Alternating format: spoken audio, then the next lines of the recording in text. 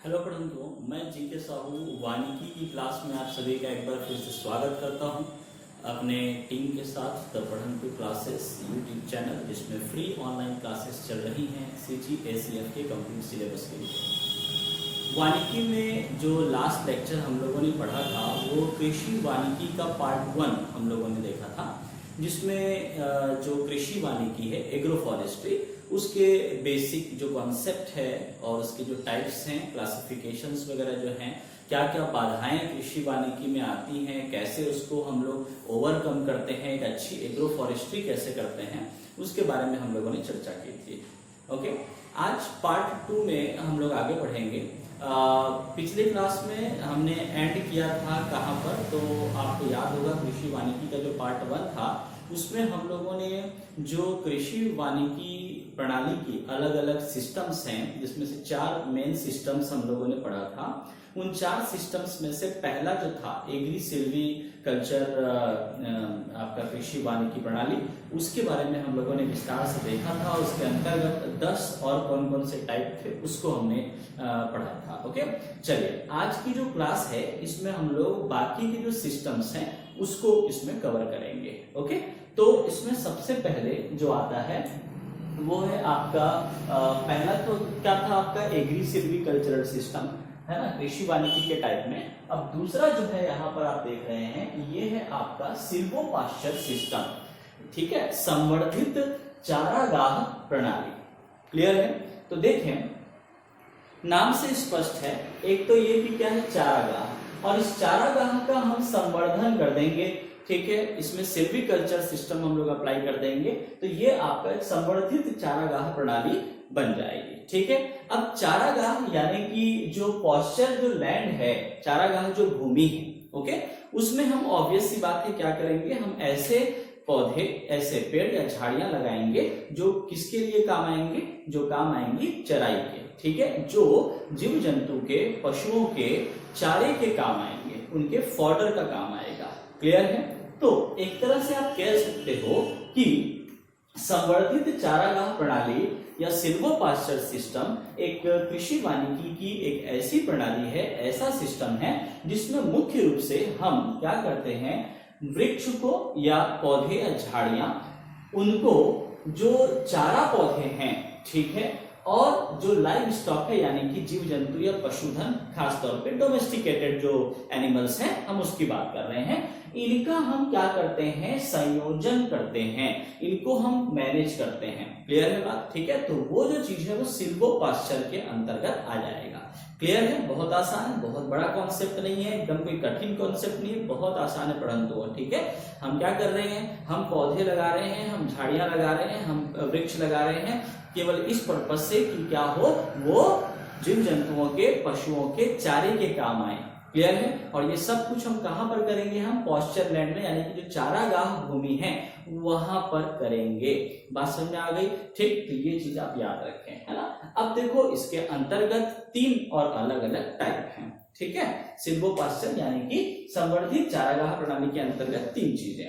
Number 1, एक आता है आपका प्रोटीन बैंक, ठीक है, दूसरा है चारा वृक्षों की बाड़ यानी कि live fencing of fodder trees, और तीसरा है चारागाह भूमि पर वृक्ष और झाड़ियां, trees and shrubs on pasture. ठीक है, अब देखो एक एक करके बात करते हैं। देखो बहुत आसान है, जैसा नाम दिख रहा है बस वैसा ही है, ज्यादा कुछ नहीं। इसमें आपको बस ये याद रखना है कि भैया ये है क्या और इसमें कौन कौन सी प्रजाति के वृक्षों या झाड़ियों को हम लोग क्या करते हैं, प्लांट करते हैं। क्लियर है बात? ठीक है, तो देखिए प्रोटीन बैंक। प्रोटीन बैंक यानी कि हम क्या करेंगे, एक ऐसे प्लांट्स को, ऐसे पौधों को हम लोग चारागाह भूमि पे लगाएंगे जो क्या हो, जो कि प्रोटीन से भरपूर हो, प्रोटीन युक्त प्लांट्स को वहां पर लगाया जाएगा। क्लियर है बात? ठीक है, इससे ये कि एक अच्छी क्वालिटी मिल जाएगी चारे की पशुओं के लिए, ठीक है, तो लाइव स्टॉक जो है और अच्छे से वहां पे क्या हो पाएगा, उनको अच्छे से संवर्धन और संरक्षण मिल पाएगा, सही चीज खाने को मिलेगी, तो है कि नहीं। तो क्वालिटी के लिए और क्वांटिटी के लिए भी हम क्या करते हैं, प्रोटीन बैंक यानी कि प्रोटीन से भरपूर प्लांट्स, प्रोटीन से भरपूर वृक्ष या झाड़ियों को ही वहां पर क्या करते हैं, चारागाह भूमि पर पॉस्चर लैंड पे प्लांट करते हैं। क्लियर है? ओके। नंबर 2, इसकी कौन कौन सी प्रजाति है वो आप देख लीजिए, यहाँ पर नीचे आ रहा है। ठीक है, इसमें एक्चुअली इसको मैंने बोर्ड पे इसलिए नहीं लिखा ताकि आपको वो क्लियरली दिखे ना दिखे। यहाँ पर वो टाइप्ड वे में मैं आपको नीचे प्रोवाइड कर रहा हूँ, इसको याद कर लीजिएगा कि कौन से प्लांट जो है, कौन सी प्रजाति जो है वो प्रोटीन बैंक के तहत चारागाह भूमि पे प्लांट करते हैं। क्लियर है? ओके। नंबर टू क्या? चारा वृक्षों की बाड़। ठीक है, बाड़ यानी कि फेंसिंग, घेरा। ठीक है, मतलब हम इसमें क्या करेंगे, जो चारागाह भूमि है, ठीक है, जैसे कि ये क्या है, ये चारागाह भूमि है, ये पशुओं को चराने के लिए यहाँ पर हमको प्लांटिंग करनी है। ठीक है, तो हम इसमें क्या करेंगे, हम ऐसे प्रजाति के वृक्षों को लगाएंगे, ट्रीज को, झाड़ियों को लगाएंगे। ठीक है, जो क्या करे, जो चारा भी प्रोवाइड करे, ठीक है, फॉडर भी प्रोवाइड करे और फेंसिंग का भी काम करे, यानी कि घेरे का या बाड़ का काम करे। तो बाड़ लगाना है, घेरा लगाना है, तो ऑब्वियस सी बात है, कहाँ, इस भूमि पर तो नहीं लगाओगे, आप क्या करोगे, चारों ओर लगाओगे ना। ठीक है, तो हम क्या करेंगे कि यहाँ पर ये हम लोग चारों तरफ इस तरीके से इस पॉस्चर लैंड या चारागाह भूमि के चारों तरफ यहाँ पे प्लांटिंग कर देंगे। ठीक है, क्लियर? कैसे प्रजाति के वृक्षों का यूज करना है, तो भाई जैसे कि ये कुछ वुडी प्लांट्स जो होंगे उसको हम लोग लगाएंगे, ऐसे प्लांट जो लकड़ी देते हैं। ठीक है, तो ये आपके लकड़ी वाले प्लांट को हमने लगा दिया यहाँ पे। ओके, ठीक है, अब ये क्या होगा, इसमें आपका जैसे कि ये अलग अलग यहाँ पर ये शाखाएं निकली। ठीक है, ये पत्तियां यहाँ पर निकल गई लाइक दिस। ठीक है, ओके। अब क्या होगा, एक तो ये कि ऐसे पौधे, ऐसे वृक्ष हैं जो कि बहुत ज्यादा हाइट ना हो, ठीक है, थोड़े कम हाइट के हो, है ना, या फिर जो भी आप लगा रहे हो झाड़ियां, श्रब्स वगैरह लगा रहे हो, वो भी आपको ऐसी प्रजाति की लगानी है जो चारे का काम करे लाइक दिस। ठीक, तो होगा क्या, ये आपने किनारे इस तरह के आपने लगा दिए हैं पेड़। ठीक है, अब जानवर आएंगे, पशु आएंगे और वो क्या करेंगे, इसको चरेंगे। ठीक है, चरेंगे तो क्या होगा कि जो नीचे का हिस्सा है, जहां तक वो जानवर की पहुंच है, ठीक है, उसको वो क्या करेगा, उसको इसको खा लेगा। क्लियर है बात, यानी कि वो चारे के काम आ गई, है कि नहीं, तो इसको उसने खा लिया लाइक दिस। ओके, अब क्या होगा, यहाँ पर क्या बचा, लकड़ी बची, है कि नहीं। ठीक है, ऊपर में ये आपका हरा भरा भाग ऊपर की ओर है ना, तो इससे क्या हो रहा है कि इस तरीके से चारों तरफ एक घेरा इसका बन जाएगा। ठीक है, ये लकड़ी का इस तरीके से घेरा बन जाएगा, बात समझ आ गई, इस तरीके से लाइक दिस। ओके, और ऊपर ये आपका ये कैनोपी आ जाएगी, बात समझ आ गई। ठीक है, इस तरीके से फेंसिंग का भी काम कर रहा है, यानी बाड़ का भी काम कर रहा है और चारे का काम भी काम कर रहा है। तो इस प्रकार से भी हम इसमें क्या कर सकते हैं, सिल्वोपास्चर सिस्टम को अप्लाई कर सकते हैं। क्लियर हुआ यहाँ तक? ओके। उसके बाद आता है नंबर 3, चारागाह भूमि पर वृक्ष और झाड़ियां। ठीक है, तो ये सबसे सिंपलेस्ट फॉर्म है। इसमें क्या होता है कि जनरली एक ऐसा एक कोई हमारे पास लैंड है, ठीक है, जिसमें या तो सिस्टमेटिक रूप से अरेंज है या फिर रेंडमली, ठीक है, अव्यवस्थित रूप से, बस यहाँ पे इस तरीके से कहीं भी यहाँ पे झाड़ियां हैं, घास है, ठीक है, लाइक दिस। ओके, और बीच में कोई ऐसा एक पेड़ लग गया है लाइक दिस। ओके, तो ये एक इसमें क्या है कि मतलब एक डाइवर्सिटी है। ठीक है, इसमें पेड़ हैं, पौधे हैं, आपके अलग अलग यहाँ पे घास हैं जो चारे के काम आते हैं। ठीक है, इस प्रकार से यहाँ पे क्या हो जाएगा, इस पर्टिकुलर लैंड में कि जो कहना चाहिए कि डाइवर्सिटी के कारण जो यहाँ की जो मिट्टी है उसमें उर्वरकता जो है वो क्या रहेगी, बनी रहेगी। क्लियर, क्योंकि सारे पेड़ जो है अपने अपने हिसाब से जो भी पोषक तत्व, जो भी न्यूट्रिएंट्स उनको चाहिए वो मिट्टी से लेंगे। ठीक है, तो यहाँ की जो मिट्टी है वो एक तरह से क्या रहेगी कि ज्यादा उपजाऊ रहेगी। ठीक है, उसमें हर तरह का क्योंकि पौधा लगा हुआ है तो वो मिट्टी के पोषक तत्व इन सभी में क्या हो जाएंगे, अलग अलग डिस्ट्रीब्यूट हो जाएंगे, जिसको ज्यादा चाहिए उसको मिल जाएगा। क्लियर है बात? ठीक, तो एक तरह से मृदा के संरक्षण का उद्देश्य लेकर के किसी चारागाह भूमि में यदि अव्यवस्थित रूप से या रैंडमली या फिर सिस्टमेटिकली हम उसको अरेंज कर देते हैं, ठीक है, तो वो ऐसी जो भूमि है जहां पे वृक्ष और झाड़ियां लगी हैं, तो वो भी आपका क्या हो जाएगा, सिल्वोपास्चर सिस्टम के अंतर्गत आएगा। आई बात समझ में? ठीक है, तो ये 3 प्रमुख चीजें किसके अंतर्गत, सिल्वोपास्चर सिस्टम के अंतर्गत। ओके, अब देखो हम लोगों ने कृषि वानिकी का पहला जो सिस्टम जो पार्ट 1 में पढ़ा था वो आपका क्या था, वो आपका था एग्री सिल्वीकल्चर। ठीक है, क्लियर। दूसरा आपका क्या आ गया यहाँ पे, सिल्वोपास्चर। ठीक है, अब हम लोग तीसरा जो पढ़ने वाले हैं उसमें क्या आ जाएगा, उसमें दोनों का कॉम्बिनेशन आ जाएगा। क्लियर है बात? ठीक है, तो देखो अगला क्या है। ओके,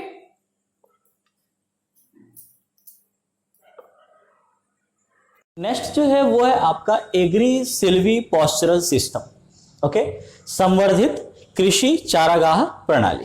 क्लियर है। तो हम लोग अब देखिए पहला जो सिस्टम हम लोगों ने पढ़ा था वो एग्री सिल्वीकल्चर सिस्टम था, यानी कि जस्ट कृषि और आपका जो सिल्वीकल्चर है वो उसमें आया। दूसरा जो आया उसमें हम लोगों ने क्या किया, चारागाह भूमि पर क्या क्या करना है वो हम लोगों ने देखा, जिसमें क्या था वो आपका सिल्वो पास्चर। अभी एग्री सिल्वी पॉस्चरल, ठीक है, तीनों चीजें मिक्स। क्लियर है, पहले दो समझ में आ गए हैं तो ये भी बहुत आसान है।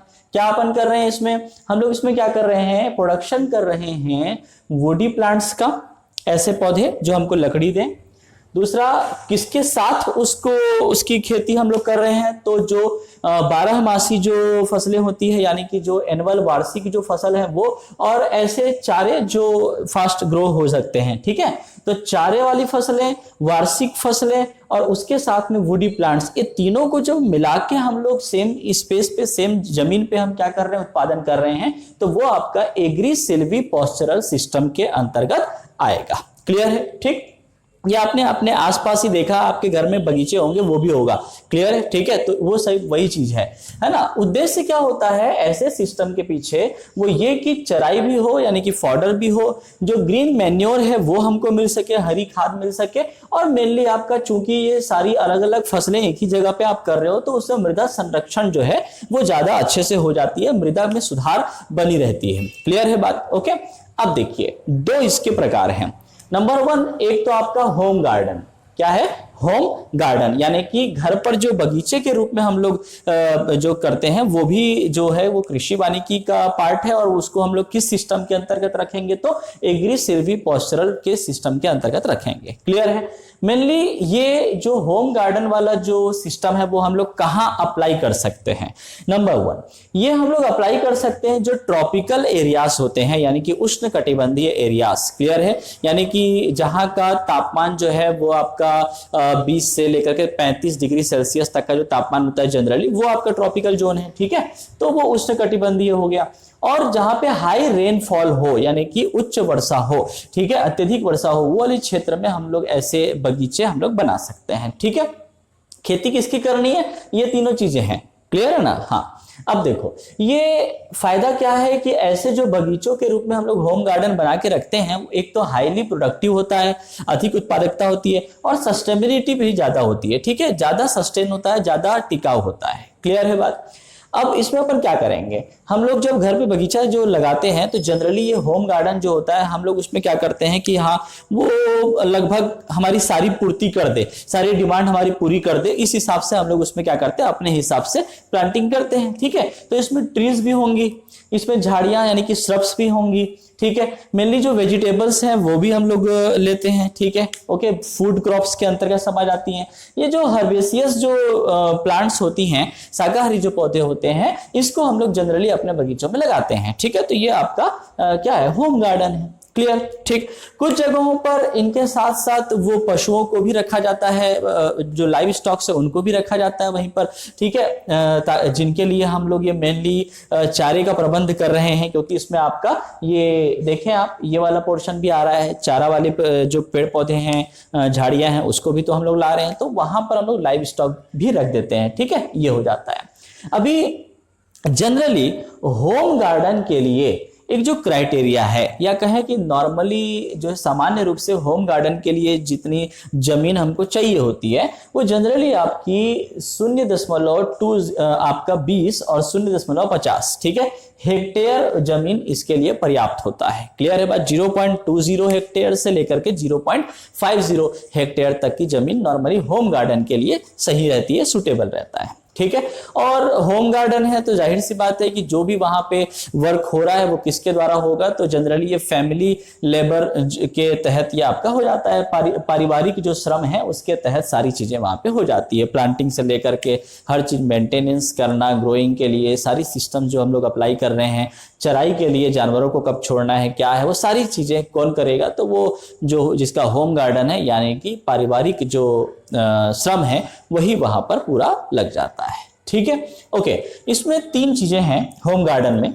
ये जो होम गार्डन है इसको हम लोग मल्टी टियर सिस्टम या क्रॉपिंग भी कहते हैं। क्लियर है? मल्टी टियर सिस्टम या multi tier cropping. Okay, multi tier मतलब कि आपका अलग अलग टायर्स होते हैं, अलग अलग आपके इसमें लेयर्स होंगे। ठीक है, तो 3 लेयर है। सबसे पहले तो जमीनी लेयर के पौधे होंगे, ठीक है, ग्राउंड लेवल। उसके ऊपर थोड़ा जाएंगे तो एक मीडियम लेवल का यानी कि एक मीडियम हाइट के उसमें पेड़ आएंगे। ठीक है, और उसके और ऊपर जाएंगे तो टॉप लेयर आएगा। ठीक है, ज्यादा बड़े पौधे, ज्यादा बड़े वृक्ष। ठीक है, तो जनरली जो ग्राउंड लेवल जो होता है, जमीनी स्तर के जो होते हैं, ठीक है, उसमें आपकी जो सब्जियां वगैरह है, सब्जी भाजी वगैरह है, उसको हम लोग जो उगाते हैं वो आपका शाकाहारी पौधे या सब्जियां वो ग्राउंड लेवल तक रहती है। क्यों? क्योंकि वो जमीन से ज्यादा नहीं, 1 मीटर की हाइट तक वो अपना उसको एक लेयर बना देता है। क्लियर है बात? ठीक।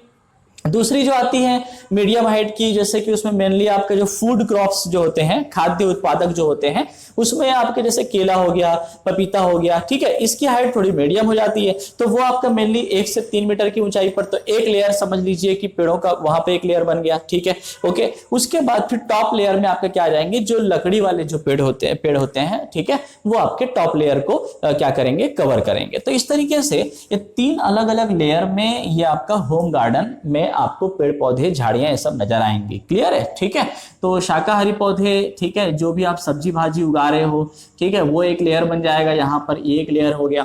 उसके ऊपर जाओगे तो जैसे कि ये केला हो गया, ठीक है, लाइक दिस। ओके, तो ये आपके जो है एक दूसरा लेवल बन जाएगा, दूसरा स्तर का आपका ये बन जाएगा नंबर 2।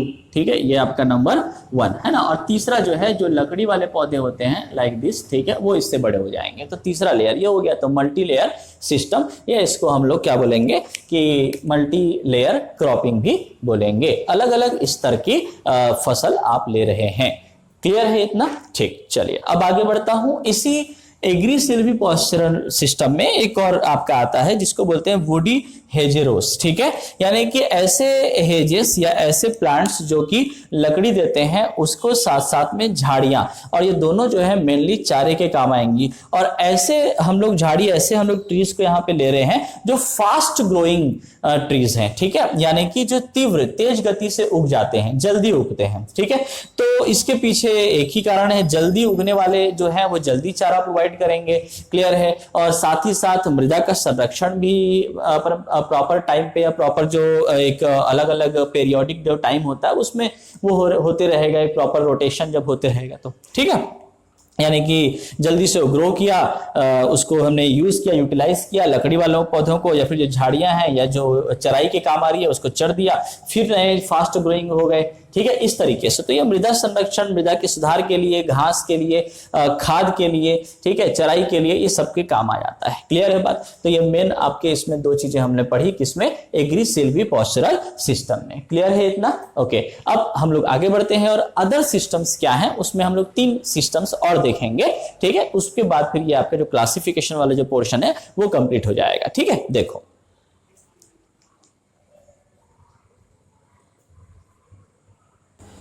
अब देखें आगे जो अदर सिस्टम्स हैं, अन्य जो कृषि वानिकी की प्रणालियां हैं, वो अन्य शाखाओं के आधार पर हैं, अलग अलग क्षेत्र के हिसाब से। जैसे नंबर 1 एपीकल्चर विथ ट्रीज। ठीक है, हमको क्या करना है, एपीकल्चर यानी कि मधुमक्खी पालन करना है। तो उसके लिए हम क्या करेंगे, ऐसे वृक्ष जो हैं उसको लगाएंगे ज्यादा से ज्यादा, जो हमको ज्यादा फूल दें या ज्यादा शहद दें। क्लियर है बात? ठीक है, तो फ्लावर्स और हनी जो ज्यादा दे, ऐसे वृक्षों को हम लगाते हैं मधुमक्खी पालन के उद्देश्य से। क्लियर है बात? ठीक है। दूसरा चीज आता है जलीय कृषि वानिकी, एक्वा फॉरेस्ट्री जिसको हम लोग बोलते हैं। ठीक है, इसमें क्या है, जो हम लोग फिश पॉन्ड जो होता है, ठीक है, मछली तालाब जो होता है, मछली पालन जो हम लोग करते हैं। पहला आपने मधुमक्खी पालन देखा, इसमें हम लोग मेनली हम लोग क्या कर रहे हैं, जो फिशरीज है, ठीक है, आपका मछली पालन जहां पे हो रहा है, उस तालाब के चारों तरफ हम क्या करते हैं, हम वहां पर अलग अलग जो है वृक्ष लगा देते हैं। ठीक है, अलग अलग वृक्ष लगाते हैं। तो वो क्यों लगाते हैं? इस उद्देश्य से कि उस तालाब के चारों ओर यदि हम वो वृक्ष को लगाएंगे वो हरा भरा रहेगा। तो पहली चीज तो ये कि वहां पे इवोपरेशन जो है प्रोसेस, वाष्पीकरण जो प्रोसेस है वो कम हो जाएगा, रिड्यूस हो जाएगा। ठीक है, दूसरी चीज जो वहां की जो आसपास की जो मिट्टी है, ठीक है, और वहां का जो क्लाइमेट है, माइक्रो क्लाइमेट यानी कि बोलेंगे माइक्रो क्लाइमेट मतलब कि जो सूक्ष्म जो स्थितियां हैं, ठीक है, वहां की मिट्टी की, पानी की माइक्रो क्लाइमेट स्थिति, उसको क्या होगा, बढ़ावा मिलेगा। ठीक है, और इससे ये होगा कि मछली पालन जो है उसका संवर्धन होगा। क्लियर है बात? ओके, किनारे की मिट्टी जो है वो हमेशा बनी रहेगी, मृदा का संरक्षण भी होगा उन पेड़ों की वजह से। तो किनारे जो है वो हमेशा बंधा हुआ रहेगा, वो तालाब हमेशा सही स्थिति में रहेगा। ये सारी चीजें वहां पे आ जाती हैं। ठीक है, मेनली एक्वा फॉरेस्ट्री के लिए या जलीय कृषि वानिकी के लिए हम लोग मलबरी के वृक्ष लगाते हैं, शहतूत का, सेलिक्स का वृक्ष लगाया जाता है। ठीक है, टैक्सोडर्मा हो गया, बम्बूस के वृक्ष हम वहां पे लगाते हैं, बांस के, या फिर आपका यूकेलिप्टस यानी कि नीलगिरी के वृक्ष वहां पे लगाए जाते हैं।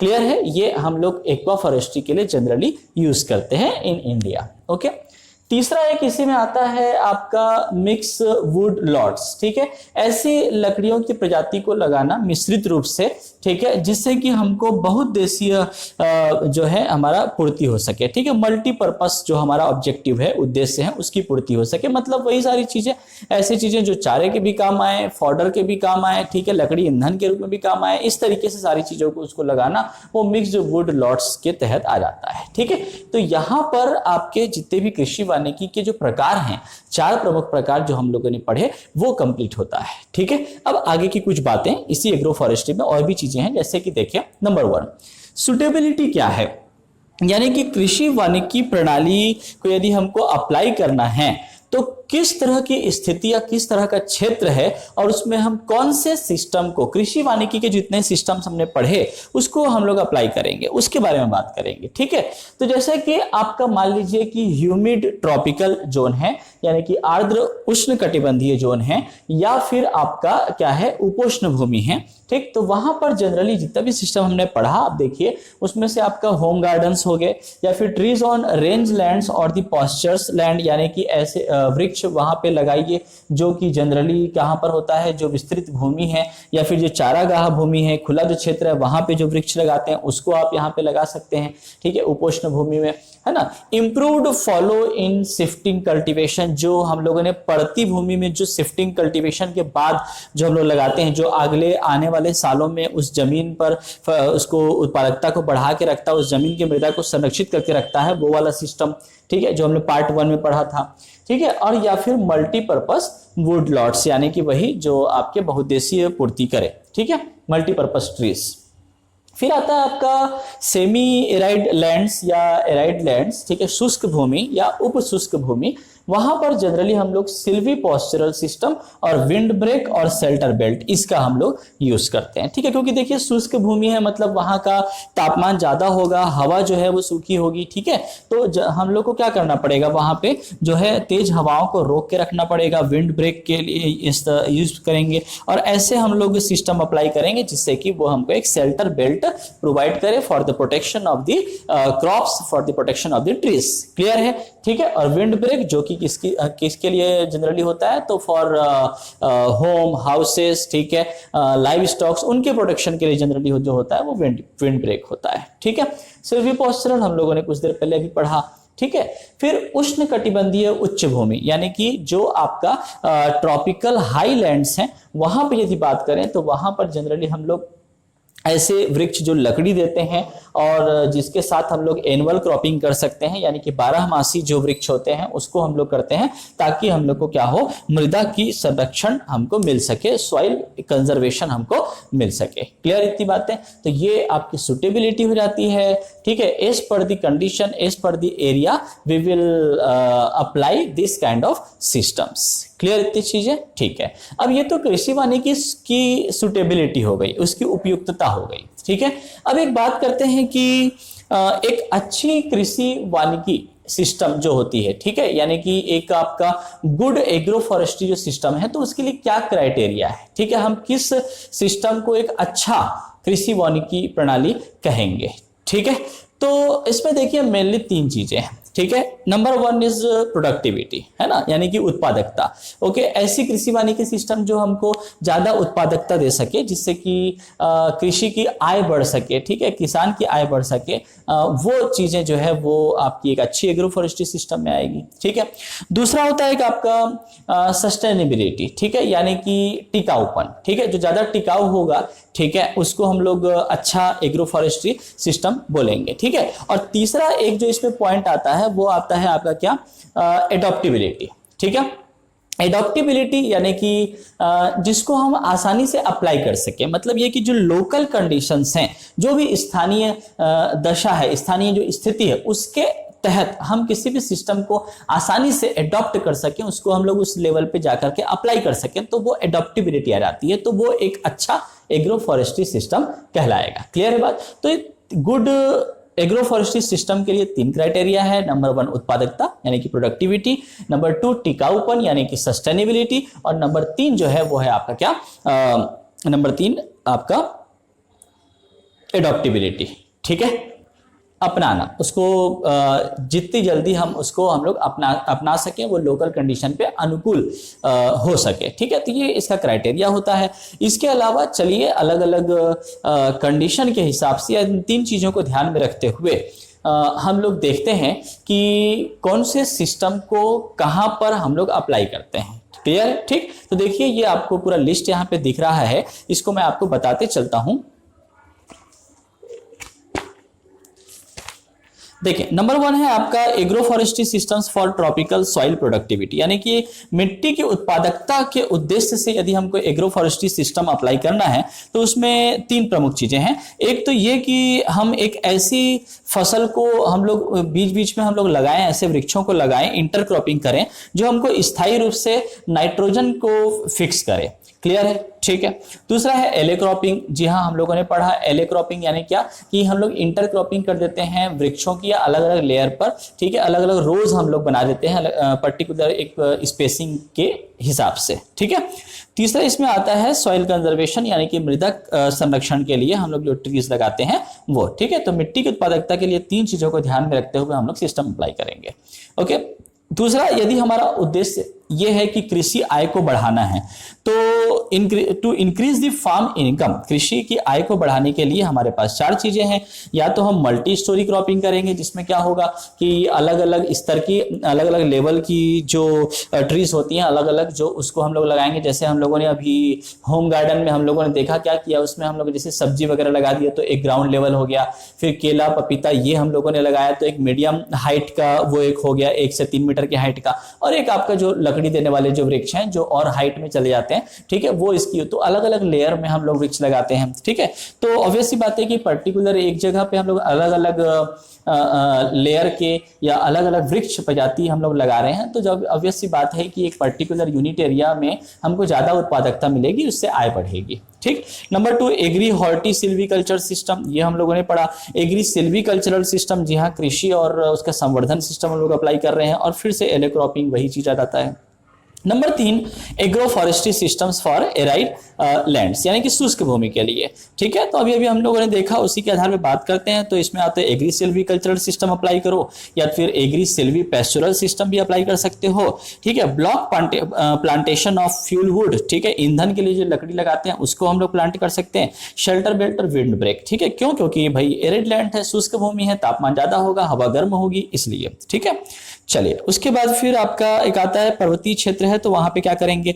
पर्वतीय क्षेत्र के लिए, हिली रीजन के लिए सिल्वी हॉर्टिकल्चरल सिस्टम है, silvi pastoral system, agri horticultural system और एग्री सिल्वीकल्चरल सिस्टम, ठीक है। चलिए उसके बाद नेक्स्ट आता है यदि हम लोग को ऊर्जा का उत्पादन करना है, ठीक है। तो यदि हम लोग एनर्जी प्लांट लगा रहे हैं तो वहां के लिए भी एक रॉ मटेरियल के तौर पे बहुत से वृक्ष जो हैं वो काम आते हैं, ईंधन के तौर पे या किसी और तौर पे। जैसे कि यदि हम लोग ईंधन के तौर पे हमको लकड़ी चाहिए तो उसका डायरेक्ट कंट्रीब्यूशन होता है, डायरेक्टली लकड़ी को जलाओ, उससे ईंधन वो आपका पैदा हो जाएगा, ठीक है। दूसरा एक होता है या तो उसको पायरोलिटिक कन्वर्जन करो, यानी कि जैसे चारकोल है, यानी कि लकड़ी को जैसे जला दिए, ठीक है, तो जलने के बाद वो कोयला बन जाता है, कोयले को भी हम ईंधन के रूप में यूज करते हैं, है कि नहीं। तो दूसरा, या फिर उससे ऑयल मिल रहा है, गैस मिल रहा है, वहां से फिर हम क्या करेंगे, मतलब कि इनडायरेक्टली एनर्जी हम लोग प्रोडक्शन करेंगे, ठीक है। दूसरा, या फिर गैस का प्रोडक्शन करके, गैस यदि फॉर्म हो रहा है तो लकड़ी को जलाओ, उससे फिर क्या होगा, ईंधन के रूप में यूज करेंगे तो जो गैस मिलेगी, ठीक है, उसका हम लोग यदि और एनर्जी प्लांट में यूज कर रहे हैं तो। वैसे ही एक आपका आता है इथेनॉल, जी हाँ, है ना। ये कैसे होता है, तो आपका जो फ्रूट्स है उसको यदि हम लोग हाई कार्बोहाइड्रेट्स वाले जो फ्रूट्स होते हैं, ज्यादा कार्बोहाइड्रेट जिसमें होता है, उसका यदि हम लोग फर्मेंटेशन करते हैं तो उसके बाद फिर वो हमको एथेनॉल के रूप में ईंधन प्रोवाइड करता है, ठीक है। उसके बाद फिर आता है मेथेनॉल, ठीक है। तो मेथेनॉल जो है वो यदि हम लोग एक डिस्ट्रक्टिव डिस्टिलेशन करते हैं लकड़ी का, ठीक है, विनाशकारी रूप से डिस्टिलेशन किया जाता है तो उससे मेथेनॉल पैदा होता है। मेथेनॉल को हम लोग ईंधन के रूप में यूज करते हैं। ये सब एनर्जी प्लांट में यूज होता है, ओके। फिर आता है आपका वेटलैंड्स के लिए, नम भूमि या आर्द्र भूमि के लिए, तो वहां पर भी आपका नम भूमि है तो एक्वा कल्चर जो आप लोगों ने अभी भी पढ़ा वो आप अप्लाई कर सकते हो। और बाकी जो 4 मुख्य रूप से हैं, agrisilvicultural system, agrisilviaquacultural, agree Silvi pastoral system और agrisilviaquipastoral systems, ठीक है। ये सारी चीजें जो है वो हमारे अलग अलग जो 3 प्रमुख क्राइटेरिया हैं, प्रोडक्टिविटी, सस्टेनेबिलिटी और एडॉप्टिबिलिटी, इसको ध्यान में रखते हुए हम लोग यहाँ पे अलग अलग ऑब्जेक्टिव को हम लोग क्या करेंगे, यहाँ पर पा सकते हैं अलग अलग सिस्टम को अपना करके। क्लियर इतनी चीजें, ठीक है, ओके। तो चलिए, एग्रो फॉरेस्ट्री में ये आपका यहाँ पर समाप्त होता है। जो नेक्स्ट क्लास रहेगी उसमें हम लोग पढ़ेंगे सामाजिक वानिकी, यानी कि आपका सोशल फॉरेस्ट्री। क्लियर है, ठीक है। तो मिलते हैं नेक्स्ट क्लास में। Thank you so much.